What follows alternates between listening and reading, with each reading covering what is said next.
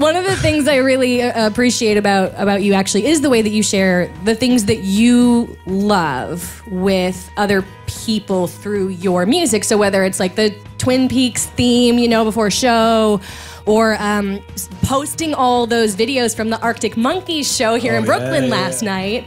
You know, you're not afraid to share those things that you love. So how important is it to you to continue to be a fan of art while you're making your art?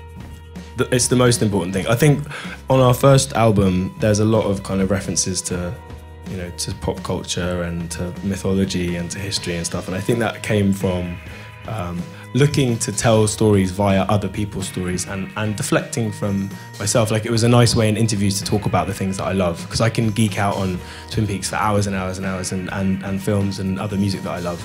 But I'd much rather talk about that than like our process or my life, or, like, you know, because it's just way more interesting to me.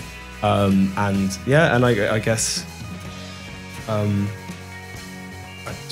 wouldn't want to change it. It's, yeah, and so, like, as we've progressed, dropped more and more references into our music, and when it comes to like social media stuff, like my relationship with that stuff has only ever been via the band. So you know, rather than like boringly oversharing any stuff, I'd rather talk about other music, and other people's music is like a huge part of my life. Like I like, when we're home, I'm in the studio all day, and then I go to gigs, I go to shows as much as I can, and festivals, and that's the best thing about being in a band in the summer, is you go to festivals, you play your show, once that's out of the way, you can go and see like everyone else for free.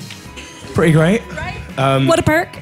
Yeah, it is amazing. So, and you know, like, I went to Florence a couple of nights ago, she played a show in London, which was insane, and then came to New York and went to see the Arctic Monkeys, and then tomorrow night we're in Chicago and I'm going to see Haim, which is exciting.